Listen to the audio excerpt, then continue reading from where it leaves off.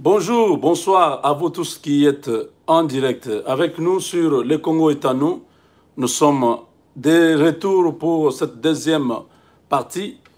Nous allons parler de Tambou Mwamba, le président du Sénat, le dauphin constitutionnel de la République, le dauphin constitutionnel du président Félix Tshisekedi.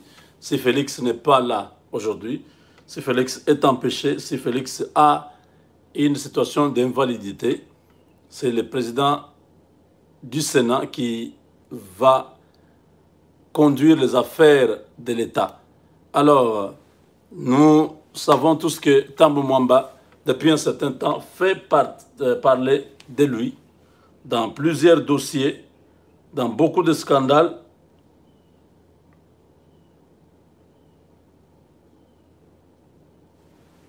Oui, donc il y a beaucoup de dossiers liés à Tambou Mwamba. Il a menti à la République que le chef de l'État avait violé la Constitution. La Cour constitutionnelle avait recadré ce débat. Et quelques temps après, Tambou Mwamba s'est retrouvé dans un dossier de détournement de 4 millions de dollars pour la réfection, l'argent qui n'était pas prévu dans le budget du Sénat, mais que Tambou Mwamba avait utilisé pour la réfection de la salle du Sénat. Tambou Mwamba est aussi dans un dossier d'une femme qu'il aurait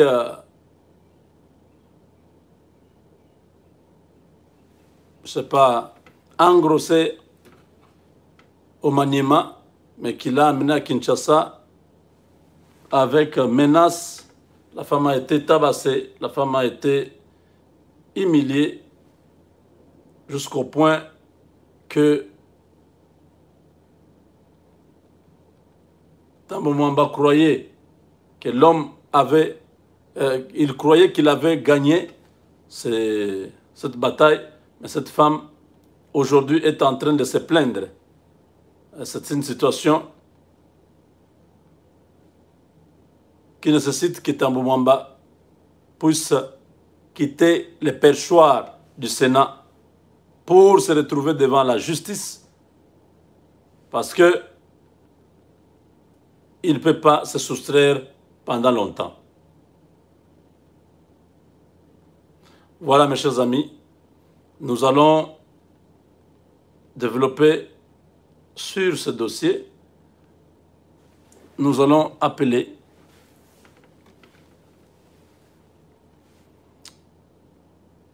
un compatriote, un habitué de cette chaîne. Je parlais de l'évêque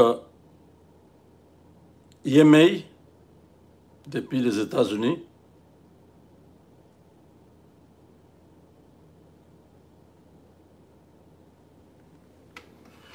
Avant que je l'appelle, je vous ai dit depuis hier que le piètre porte-parole de la présidence, qui est autre que M.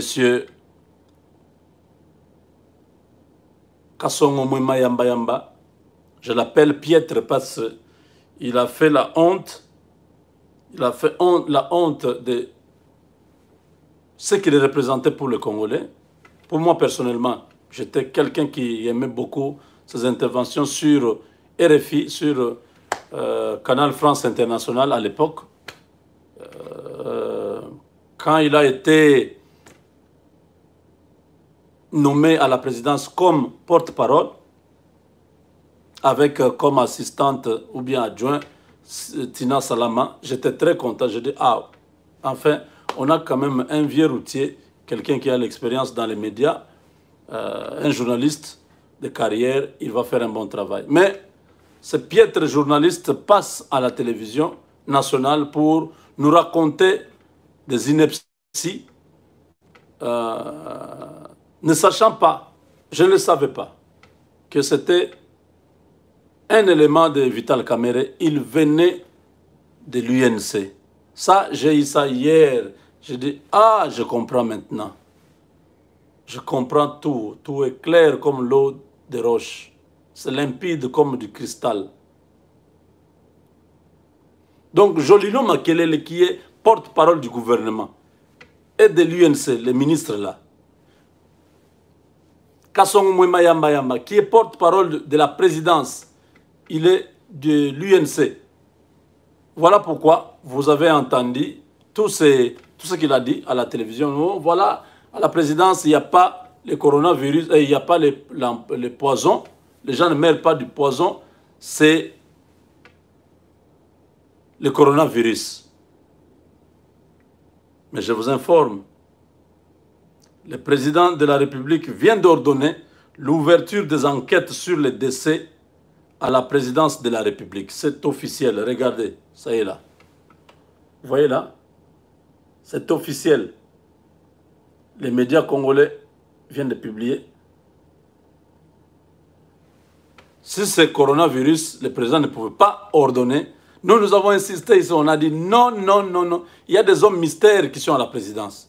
On ne peut pas laisser les gens mourir comme ça. Le président vient de permettre que les enquêtes sérieuses soient diligentées maintenant à la présidence parce qu'on doit savoir qui est derrière ce qui se passe.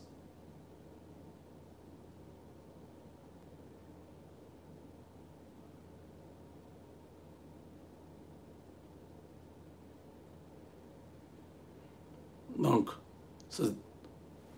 vous comprenez que les médias ont un impact, n'est-ce pas? Hein?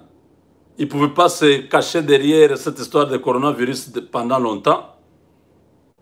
La vérité est là, c'est que le président a écouté ce que nous avons dit et il a ordonné qu'il y ait des enquêtes.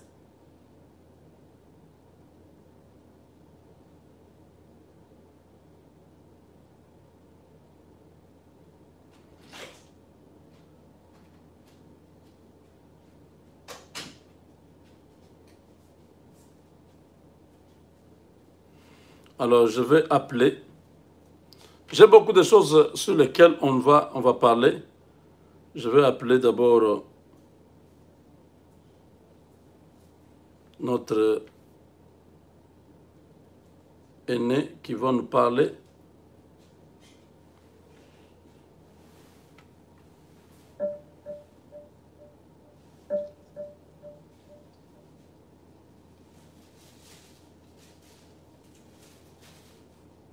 Est-ce qu'il est en ligne?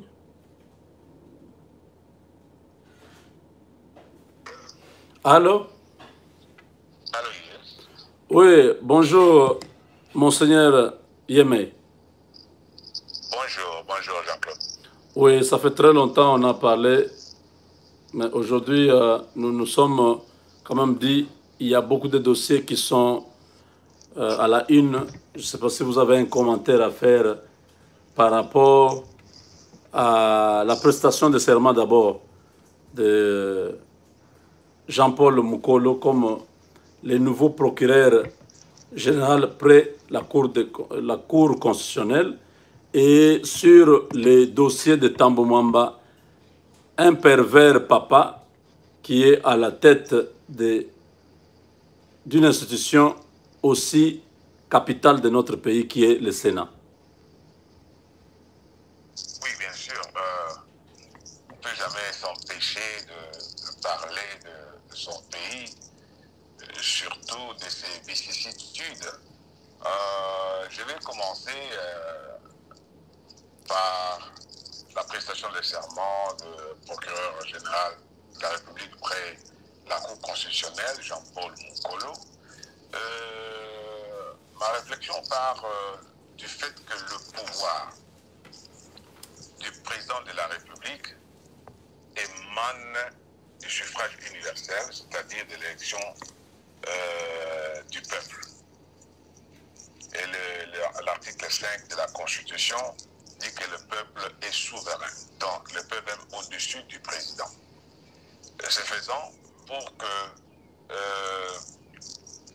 la Cour constitutionnelle puisse bien fonctionner, il faut un procureur, c'est-à-dire quelqu'un qui doit trouver des infractions ou des violations de la loi fondamentale qui doit régir le pays. Parce que la boussole de toute la vie, dans tous ces aspects de la République, c'est la Constitution, et de la Constitution naissent les autres codes de loi, de loi particulières.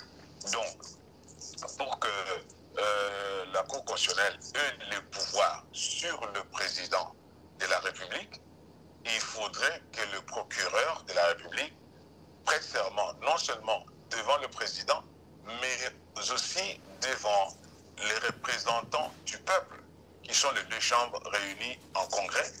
Et c'est là qui est une meilleure expression du régime semi-présidentiel, où il y a le Parlement et la présidence comme institution. Donc maintenant, on peut se dire que la Constitution peut être maintenant mise en branle dans le sens qu'il y a un procureur général près la Cour constitutionnelle qui doit chercher les infractions donc constitutionnelles, donc par rapport à la Constitution. Donc c'est une garantie maintenant d'une régulation normale de la vie nationale basée sur la loi fondamentale qui fonde même la République et qui régule toutes les activités. Donc cela veut dire que maintenant le pays est rentré sur la voie et l'état de droit peut avoir tout son sens parce que le premier droit, ou bien même le premier code de droit, c'est la Constitution qui est la loi fondamentale. Donc il fallait qu'il y ait un ministère public qui est capable, donc il y a les prérogatives ou le travail de chercher des infractions, c'est-à-dire contrôler qu'on ne puisse pas violer la Constitution. Quand quelqu'un viole, alors lui, il est là pour l'appréhender et l'amener devant les juges de la Cour constitutionnelle. C'est une garantie de l'ordre et de l'ordre public. Ça, c'est ce que je fais. Donc, c'est une étape importante. Oui, vous voulez dire? Oui, je voulais dire qu'il y a le Premier ministre qui a été nommé dans une irrégularité. Nous savons qu'à l'époque, on parlait d'un informateur, mais cette étape a été sautée. Tous les Congolais regardaient, ne comprenaient pas ce qui s'est passé. Aujourd'hui, que le procureur général est enfin là, est-ce que ce dossier pourra permettre à ce que le procureur puisse remettre en cause par rapport à la loi fondamentale qui a été violée et demander au chef de l'État de nommer un informateur pour identifier une nouvelle majorité à l'Assemblée nationale? Bon, bien sûr, vous savez, les gens ont beaucoup minimisé le président Félix Tshisekedi. On l'a traité de tous les mots d'oiseau. Mais maintenant, là, il est en train de jouer ses cartes, de démontrer la subtilité et la finesse de sa personnalité. Donc, comme un grand politicien. Tu sais que dès qu'il est entré, il a pris le pouvoir, il y a eu des soupçons sur des corruptions à grande échelle dans le cadre des sénateurs qui sont maintenant en fonction. Et il avait pris une ordonnance pour suspendre l'installation de ces gens-là. Alors, il y a eu une grande réaction de la part des gens de l'autre camp, surtout des FCC, des menaces. Alors, cela a aidé à comprendre que les choses n'allaient pas être si faciles avec la coalition et avec ces gens-là dont les gens ne voulaient pas l'ordre, ne voulaient pas qu'on puisse juger les fautifs, on ne voulait pas qu'on puisse poursuivre les infractions. Donc, ils voulaient maintenant normaliser la corruption. Vous savez, sur le plan éthique, lorsque quelque chose devient accepté ou acceptable dans une société, ça devient une norme de cette société-là. Donc la corruption est devenue comme une norme. Donc les gens ne se reprochent pas d'être corrompus ou de corrompre, c'est comme si c'était une vie normale. Alors je crois qu'il s'est recroquevillé pour ne pas montrer ses couleurs. Et c'est ainsi que même lorsqu'il y a eu ce problème de nomination d'un informateur, ces gens ont joué une carte. Je ne sais pas si c'est lui-même qui l'a joué, en disant que Kabound a déjà fait ce travail pour piéger ces gens parce qu'il savait qu'il ne pouvait pas aller loin et ce ne serait pas facile de dissoudre le Parlement, mais c'est une manière indirecte maintenant de dissoudre la majorité ou la coalition ainsi constituée. Donc, le fait qu'il n'avait pas d'abord déposé l'ordonnance et ensuite n'avait pas nommé l'informateur. Ah, vous faites allusion à l'ordonnance portant fonctionnement du gouvernement. Oui.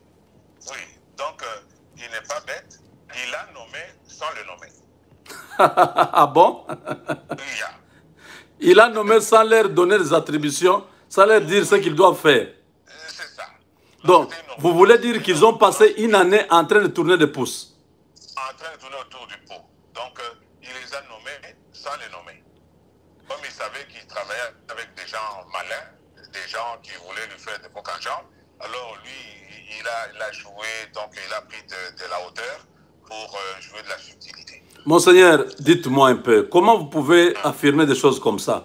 Au FCC, nous avons quand même des grands constitutionnalistes comme professeur Bochab, comme Sambo, et puis il y a aussi les DIRCAB, l'ancien DIRCAB, Nelmi Mouilagne, ce sont les juristes. Comment ils ne se sont pas aperçus de ce piège de Tshisekedi? Bon, tu sais que lorsqu'on étudie, et surtout on étudie beaucoup, on a des grands diplômes, normalement, il y a une spiritualité dans l'éducation. Donc on ne peut pas étudier beaucoup sans atteindre une certaine élévation spirituelle, au point où on reste un ignorant perpétuel et puis on reste ouvert et on est ouvert à apprendre aussi des autres. Alors, dans les études, il y a aussi la spiritualité?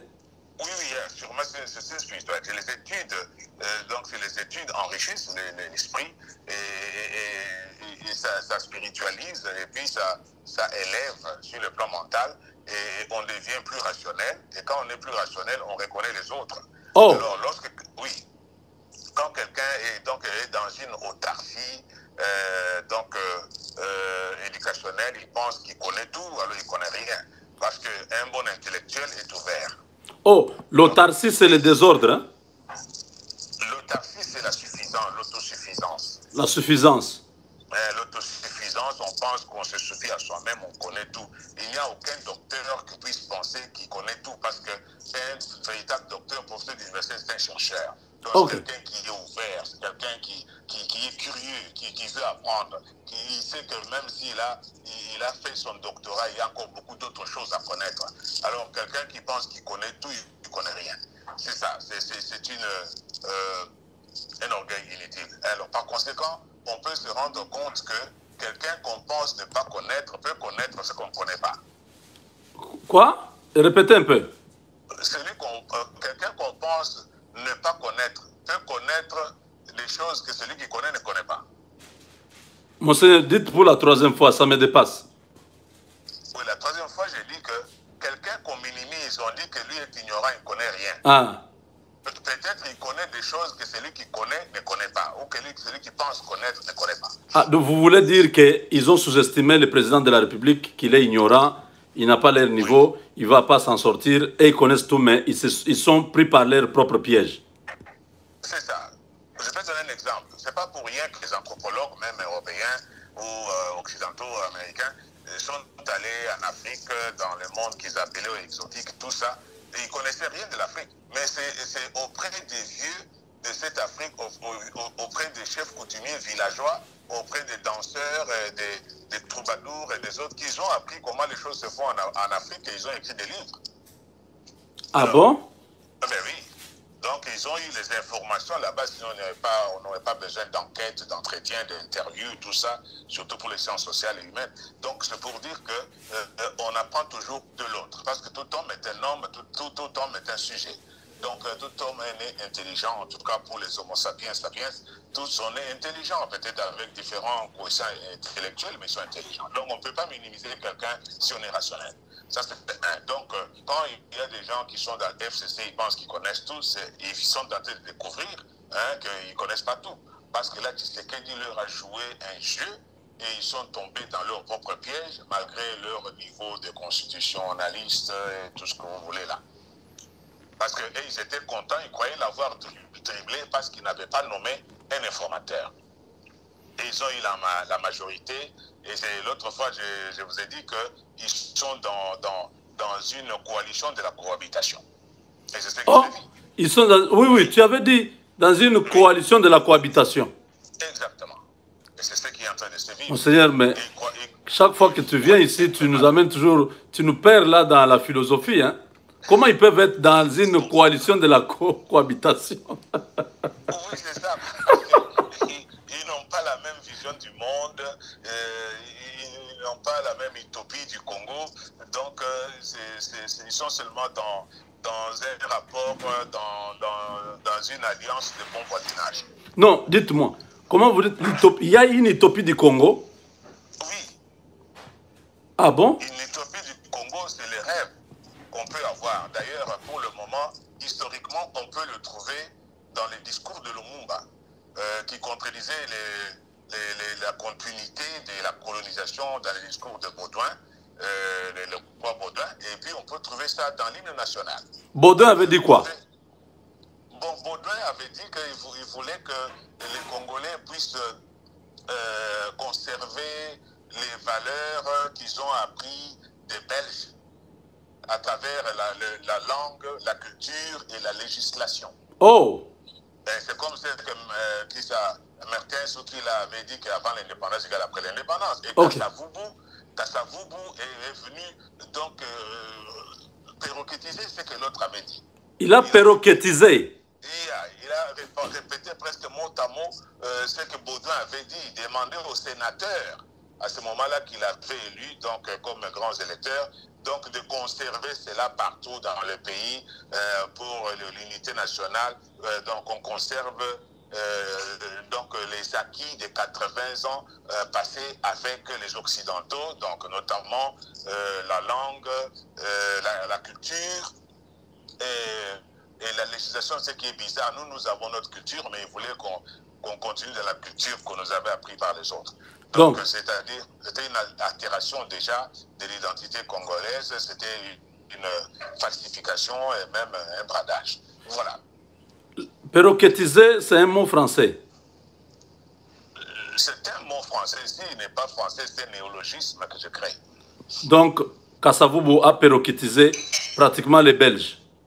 Oui, il a été sur place. C'est Lumumba qui est venu contredire.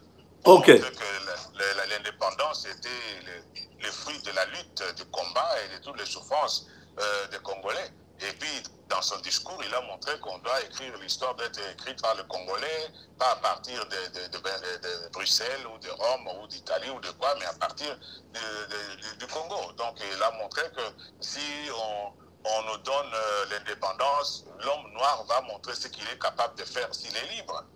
Alors, il a parlé d'un Congo où il y avait une vie égalitaire, que tous devaient être égaux devant la loi et tout ça. Donc ça, c'était une vision d'un Congo, c'est-à-dire c'est une utopie du Congo. Et maintenant, dans le père Boka et le professeur Lutumba, dans l'hymne national, ils ont aussi donné, donc ils ont projeté dans l'avenir les gens de Congo qu'on voulait avoir. Oh, Monseigneur, oui. Arrêtez-vous un peu là, pour la jeune génération, oui. Qui ont écrit l'hymne national? Père Boka et qui? Lutumba. C'est le Père Boka et le professeur Lutumba, oui. Ah, ce sont les deux là qui ont écrit notre debout congolais. Debout Ah, même la Zaïroise, c'est toujours eux. Même la Zaïroise, c'était toujours les deux. Donc, dans notre début congolais, ils ont repris les concepts de l'utopie de notre pays que Lumumba avait dit autrement dans l'hymne national. C'est ça, un pays plus beau qu'avant par les labeurs. Oh. Donc, à travers le travail, Okay. on devait faire un pays plus beau qu'avant. C'est-à-dire le pays était déjà beau, mais avec l'indépendance, il devait devenir plus beau qu'avant. C'est-à-dire qu'ils ont projeté une esthétique politique ou une politique esthétique. Une politique esthétique. Yeah. C'est quoi ça encore? Donc, une politique de la beauté. Parce qu'on ne peut pas poursuivre la beauté sans atteindre la bonté. On ne peut pas atteindre la beauté sans avoir la bonté. Oui, on ne peut pas chercher la beauté sans atteindre la beauté, parce que sur le plan moral, la beauté et la bonté font un bon couple. Donc, c'est pour dire que la politique qui était projetée, c'était la politique d'une bonne image, la politique de la beauté, la politique de l'extériorité, aussi de l'intériorité. Alors, c'est ce dont nous sommes carencés avec tous les gouvernements qui se sont succédés ici. Ils n'ont pas cette subtilité de l'esprit pour comprendre le Congo qu'on voulait par le père fondateur, le père de l'indépendance. Donc tous ces gens sont purement à côté, ce sont des prédateurs, ils sont en train de voler. Le Congo est devenu plus moche, il n'y a pas de travail, et ils n'ont pas l'éthique du travail, ils veulent attraper les choses sans effort, ils veulent les faciliter, ils veulent avoir l'argent non mérité et tout ça. Donc c'est en dehors de la philosophie fondamentale de l'indépendance. Monseigneur, vous êtes en train de nous constiper avec beaucoup de termes. Hein? Bon, il n'y a que ces termes-là qui peuvent exprimer cette pensée et cette réalité historique. Voilà. Vous avez dit que les FCC, ils sont... Vous avez parlé des Homo sapiens. Vous voulez dire que FCC n'a pas atteint ce niveau de la maturité d'un homme en parlant de l'Homo sapiens sapiens? Non, en parlant d'Homo sapiens sapiens, j'ai essayé de caractériser les gens d'hommes que nous sommes tous, y compris les gens de FCC, donc ils sont des Homo sapiens sapiens, donc l'homme sage, l'homme intelligent, et donc par conséquent, tout homme est intelligent. Mais c'est ce que les gens de FCC devaient comprendre, qu'il n'y a pas d'homme qui ne soit pas intelligent, même s'il y a différence de quotient intellectuel. Donc ils ne pouvaient pas d'emblée, sans pénétrer la réalité de Félix Tshisekedi, qu'on le considérait comme une nullité. Et ils sont en train de devenir, de se rendre compte qu'ils ont affaire à un homme avec grand H, un homme suffisamment intelligent et très subtil, un très grand politicien. Des niveaux international, des niveaux africains, des niveaux même mondial. Nous n'avons pas beaucoup de temps. Vous pouvez nous dire quelque chose sur Tambou Mwamba qui est actuellement acculé par la justice. Il y a une deuxième invitation qui a été envoyée. Et le procureur général près de la Cour de cassation menace de ramasser Tambou Mwamba par n'importe quelle manière, chez lui à la maison, en route, dans une fête, même dans les toilettes, avec les mandats d'amener si il ne respectait pas, si on ne levait pas les immunités au Sénat pour la deuxième fois. Oui, bon, Tambou Mwamba, vous savez, c'est pas une référence aujourd'hui. De toute façon, lorsque un enfant jette une pierre en l'air, avec la force de la gravité, ça va retomber sur lui. Quoi ça? Lorsqu'un enfant jette une pierre en l'air, oui, avec la force de la pesanteur, oui, la pierre va retomber sur lui. Oh, si l'enfant jette la pierre en l'air, avec la force de la pesanteur, la pierre va revenir sur lui. Oui, parce que la pierre ne va pas voyager à jamais, ça va retomber sur lui avec la force de la pesanteur. Là, je suis perdu. Ça veut dire quoi? Bon, ça veut dire que ceux qui produisent des lois,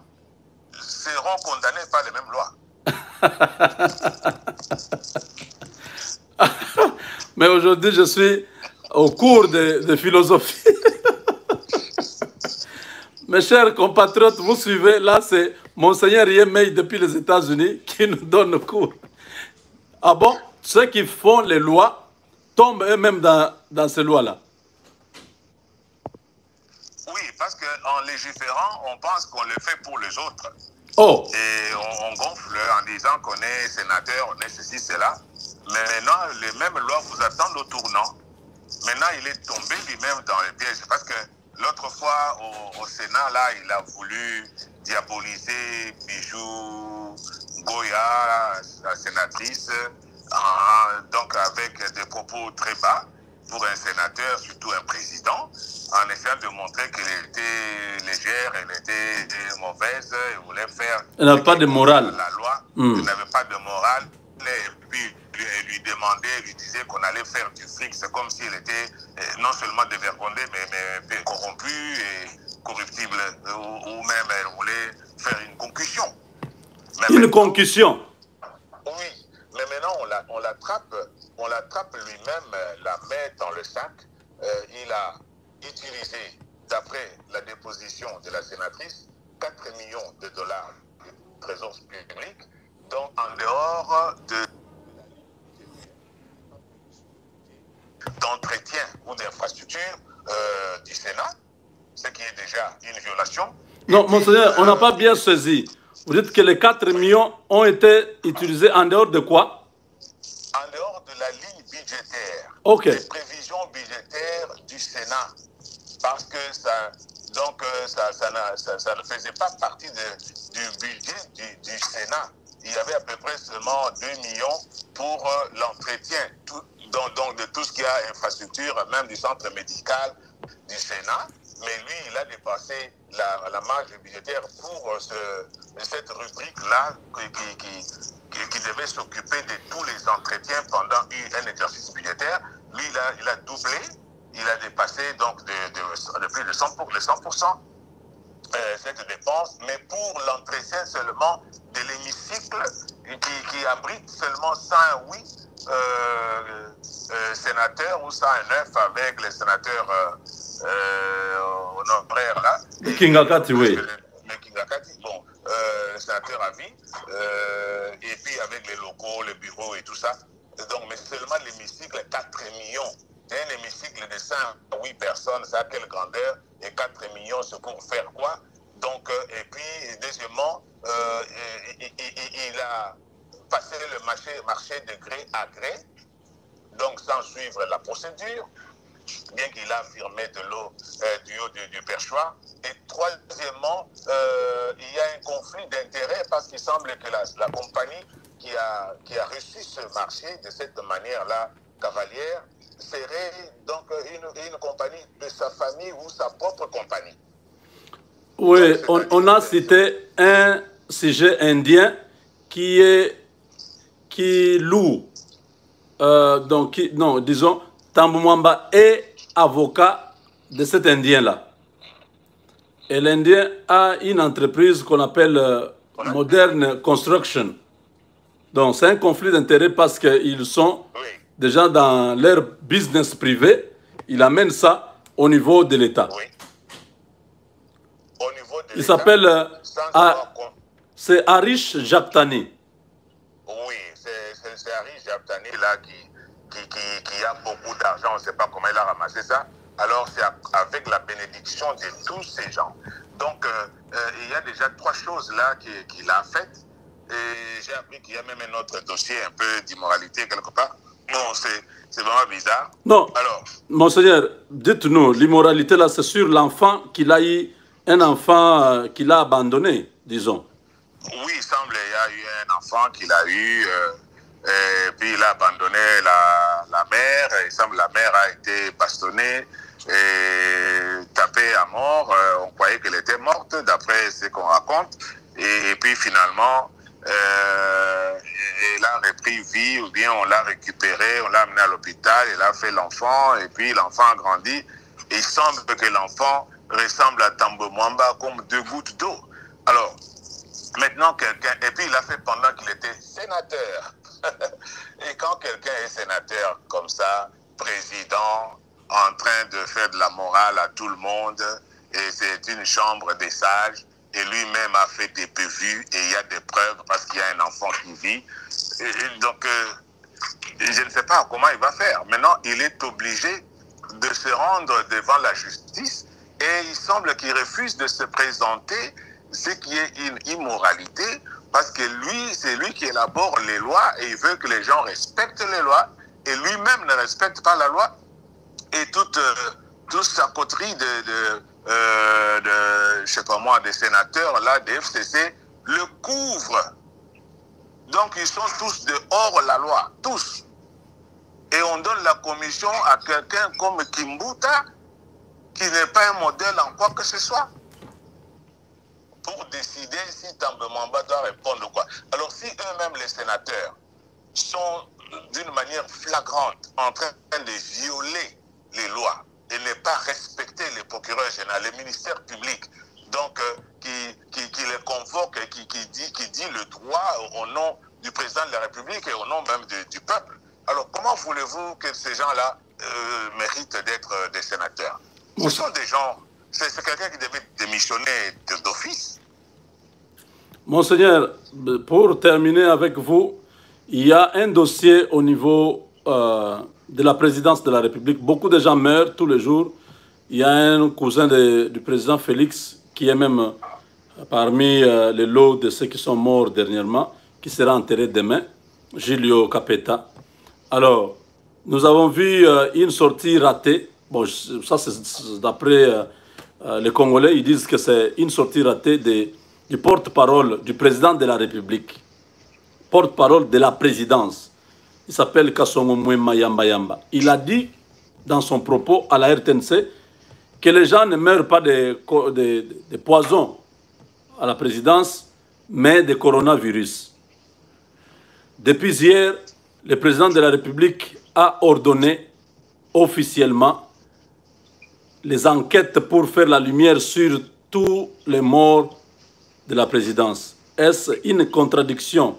Parce que Kasongo Mwema, bien sûr, c'est un porte-parole de la présidence, mais il est de la tendance, il est de l'UNC. Quel est votre apport, quel est votre commentaire sur cette contradiction entre l'ouverture des enquêtes que le président a ordonnées, parce que nous avons demandé ces enquêtes, considérant qu'il y a des hommes mystères à la présidence, mais lui, Kasongo Mwema, pour couper court aux rumeurs, aux intoxications, il est allé dire que non, les gens meurent de coronavirus. Un mot sur ça. Kasongo Mwema, c'est quelqu'un qui cherche de se cacher derrière une bouteille. Derrière une bouteille? Oui. Comment ça? Une bouteille est limpide et transparente. C'est ce qu'il a essayé de faire.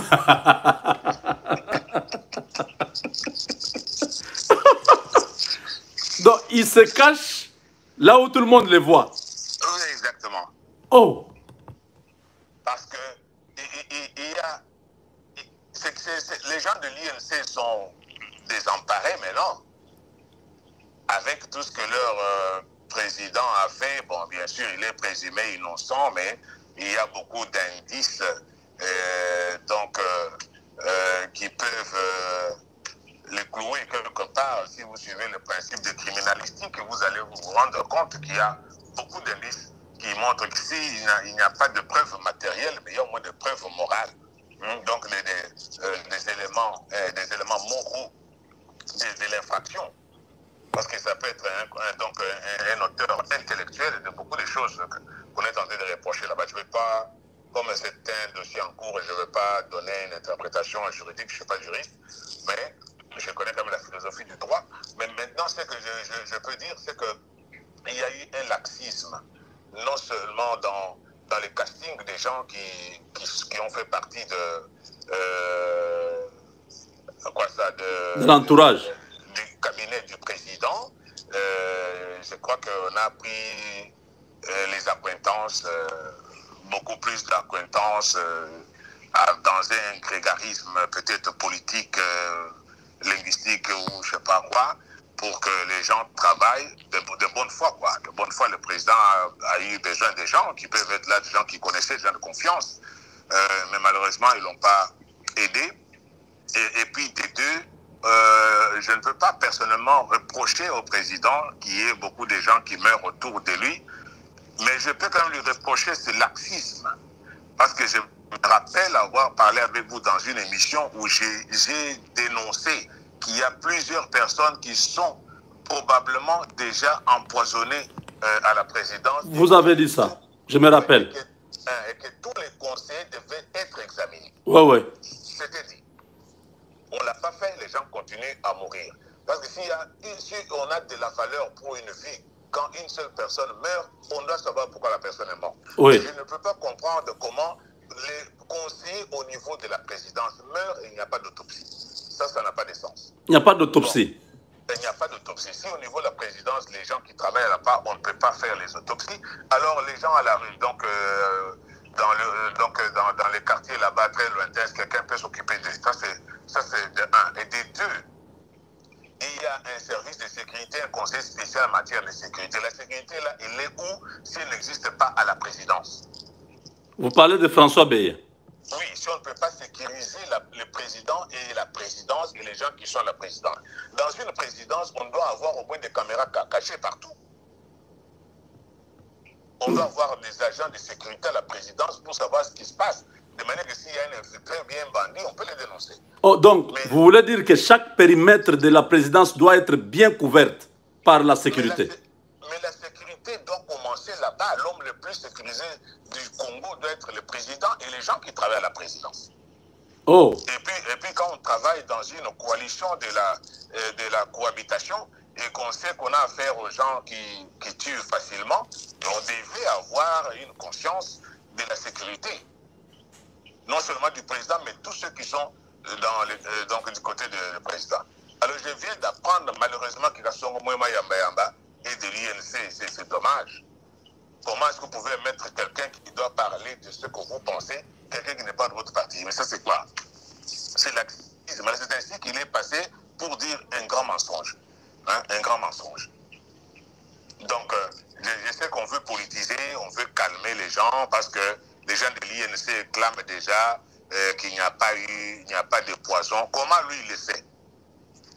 Lui il le sait, il a fait que les recherches. Parce qu'il y a des gens, les toxicologues et les autres qui sont allés là-bas pour vérifier la climatisation, on a trouvé des substances toxiques. Et j'ai entendu un conseiller là qui a dit qu'on les a testés, il y en a d'autres, on a trouvé qu'ils ont du mercure, je pense que c'est des PLZ qu'il a dit, et le mercure dans le sang. Comment ils ont eu toutes ces choses-là s'il n'y a pas de poison? Ça, c'est une affirmation très gratuite et puis très partisane. Donc, ce porte-parole fait une presse militante qui n'observe pas la trilogie de la presse qui est l'heuristique, l'herméneutique et l'éthique. Ça c'est trop. Monseigneur, c'est que là, vous m'appuyez dans ce que j'ai commencé à dire il y a depuis presque 5 mois, que le président de la République devait se débarrasser de son entourage. Il devait se débarrasser, mais pour s'en débarrasser, il devait avoir un service de sécurité compétent. Parce que c'est les services de sécurité qui pouvaient soupçonner qu'il y a telle chose qui se passe. On pouvait déjà découvrir, parce que chaque matin, un véritable service de sécurité doit faire le monitoring de toutes les vidéos de sécurité pour voir ce qui s'est passé dans la présidence. Parce que si on avait déjà vu qu'il y a des gens qui ont injecté des substances, on l'aurait su juste après qu'ils aient fait ça et on aurait épargné tous ces gens-là de la mort. Monseigneur, on nous signale une réunion hier, une réunion élargie du FCC à Kingakati parce qu'ils sentent que maintenant avec tous ces mouvements dans la magistrature, tout ça, Tshisekedi va faire très mal à cette famille politique. Quel est votre sentiment? Ces gens-là, vous pensez qu'ils préparent quelque chose, une surprise? Comme ils sont nuisibles, ils sont malfaisants, maléfiques, qu'est-ce que vous pensez de la Kabylie? Est-ce qu'ils ont des armées? Est-ce que Tshisekedi a gagné ou nous devons continuer à rester vigilants et prudents?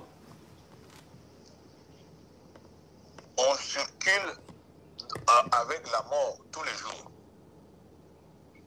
Et la mort, c'est notre voisine. Et le président Tshisekedi le sait ou doit le savoir.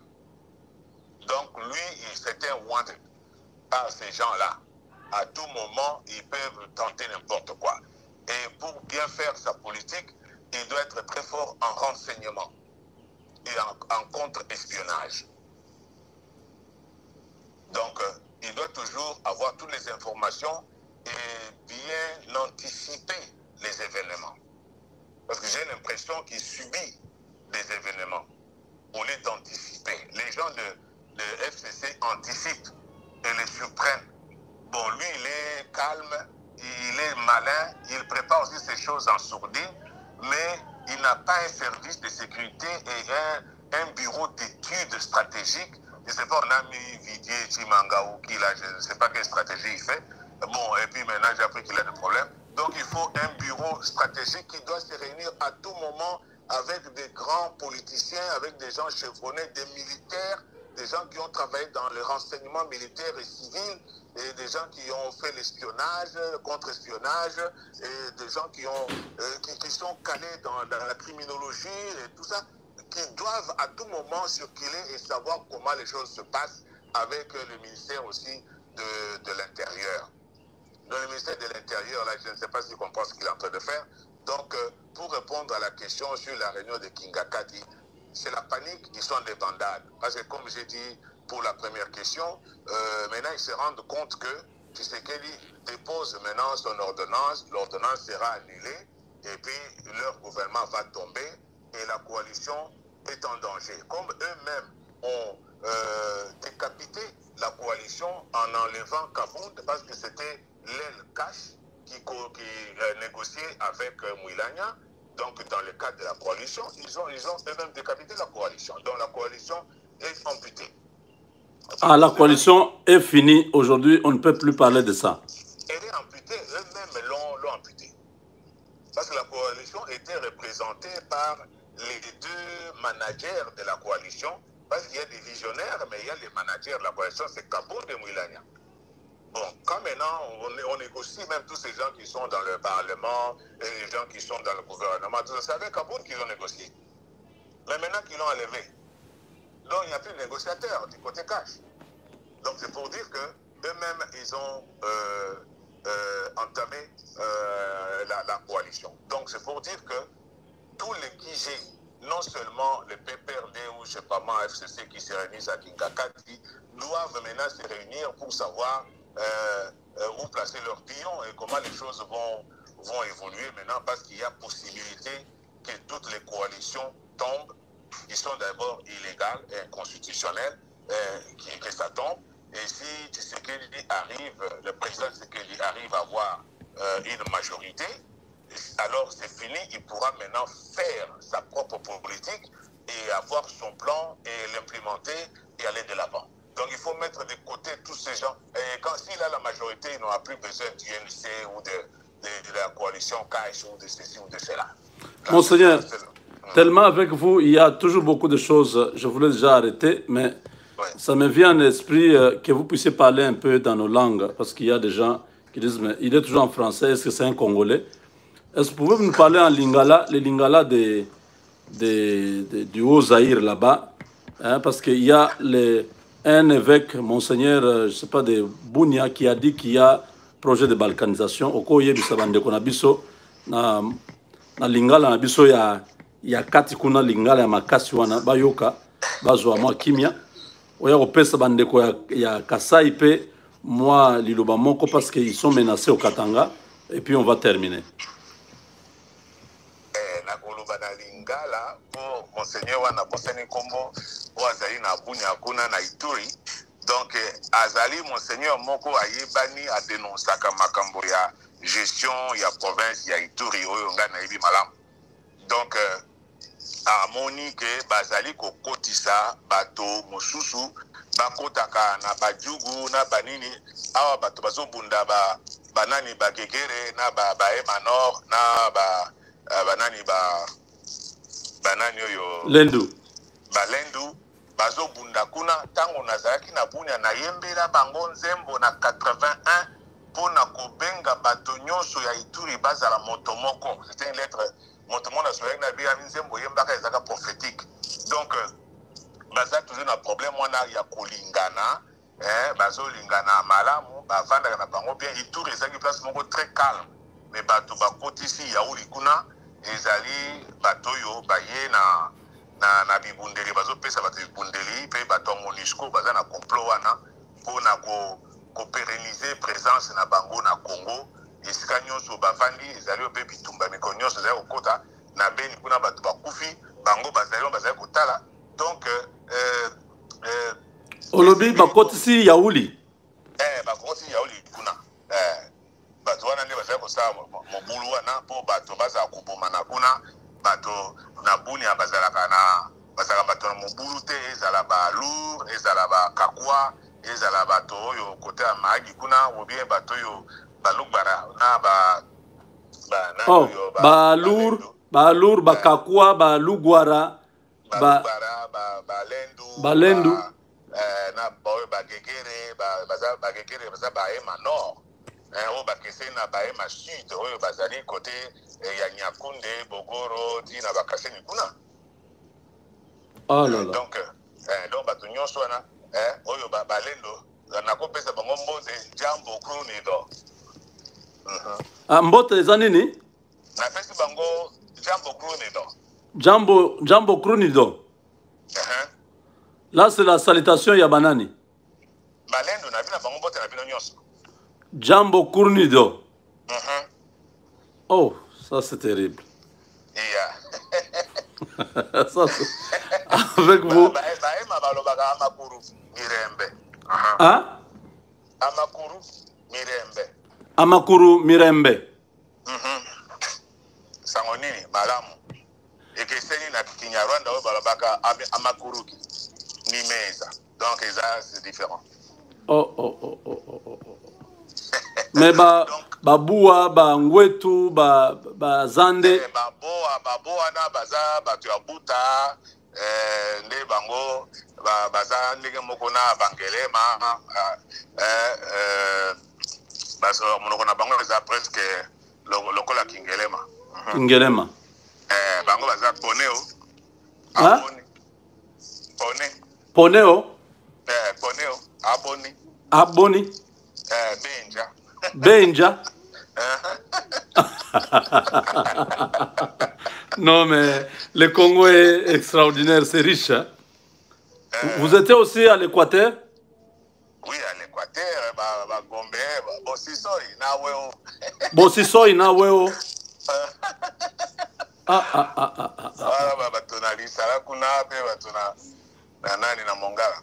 Mongala. Wow. Mbote Kwene. Non, mais avec vous, on va sillonner le Congo parce que vous avez été partout grâce à votre mission évangélique. Vous connaissez un peu beaucoup, mais vous êtes originaire d'où? Bon, moi, je suis originaire du Kasaï. Quel Kasaï? Occidental. L'actuel Kasaï central ou bien Kasaï tout court? Central.